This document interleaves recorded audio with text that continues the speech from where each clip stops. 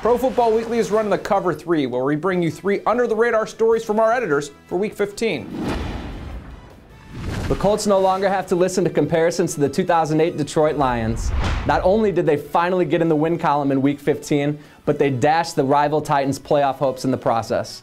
A couple oft-criticized players came up huge in the win for the Colts.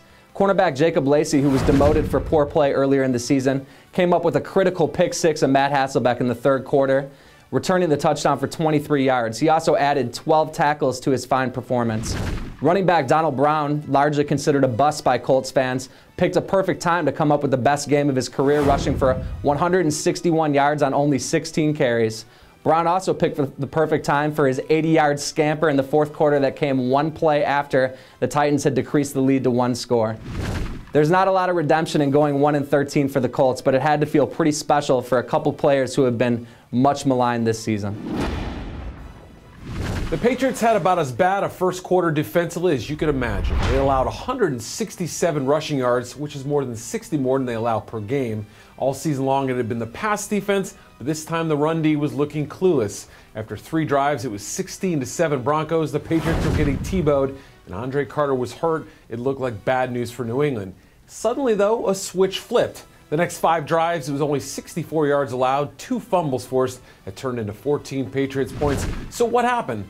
Credit safeties coach Matt Patricia for scrapping the Patriots' defensive game plan, drawing up a new one on the sideline. So you can talk about Tebow, Brady all you want for the Patriots win, but Matt Patricia deserves big credit for scrapping the plan, coming up with a new idea, and leading the Patriots to victory.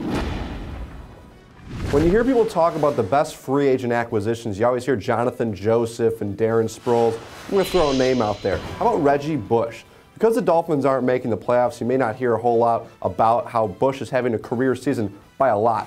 He already has 973 rushing yards this season. He entered this year with his career high being 581.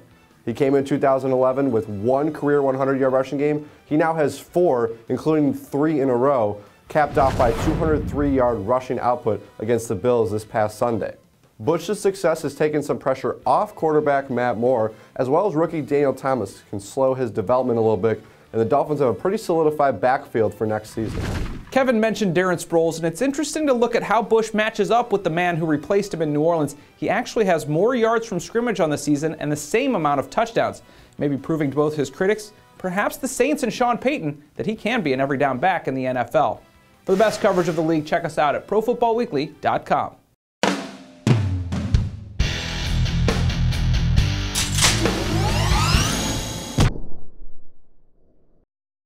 It's never too early to start thinking about the NFL Draft, and Pro Football Weekly's new draft database has you covered. Check out updated player rankings for over 750 prospects and our exclusive PFW Stock Watch. Just go to the Draft tab at ProFootballWeekly.com.